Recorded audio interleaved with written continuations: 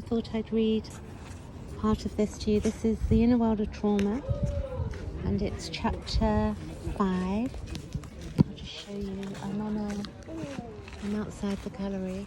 It's so beautiful today. It's incredibly beautiful. So nice to be out. That's the Pitzhanger house where John Soane, famous architect, would have lived.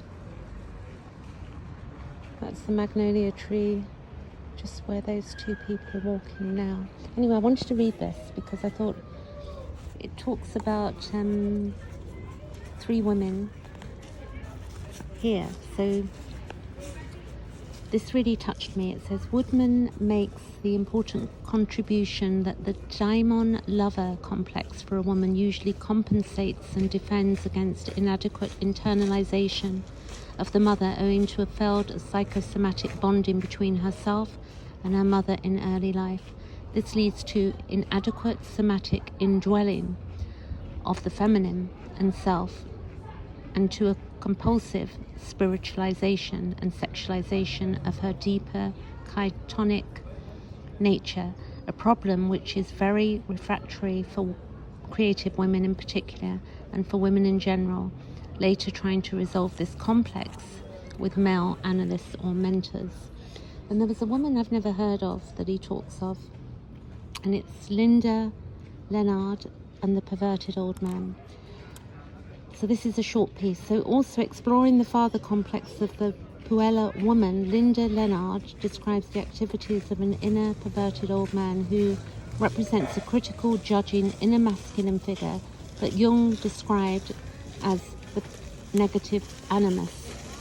Just as every Persephone has a Hades who abducts her and pulls her underground, so in the psyche of the Puella dwells a sick manifestation of the rigid authoritarian side of the masculine, and he potentially a wise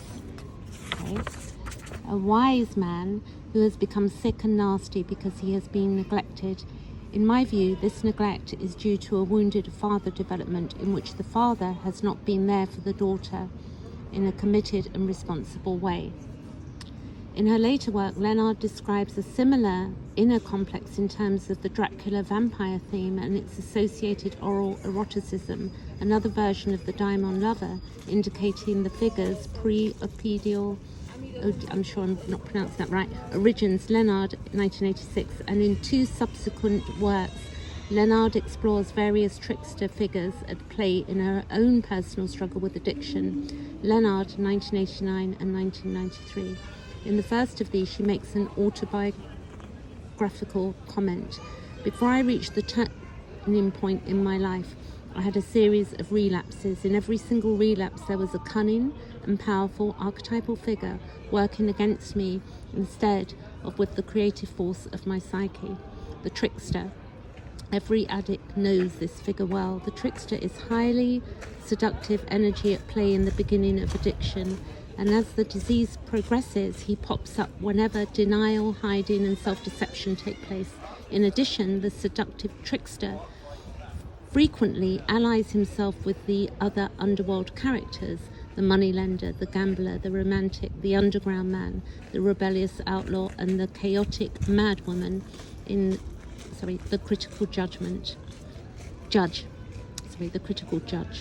And ultimately, the killer, acknowledging the demonic force in ourselves and the ego powerlessness to fight it alone, may lead us to reach out for help, thereby breaking through the imprisoning ring of power into the ring of love.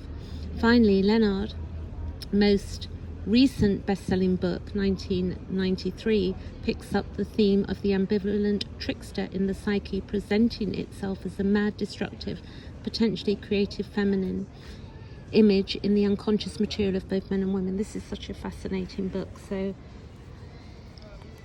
it's a way of knowing ourselves, and then the image as well, and the images and the mythology and the archetypes. So, reading on. I'll catch you later.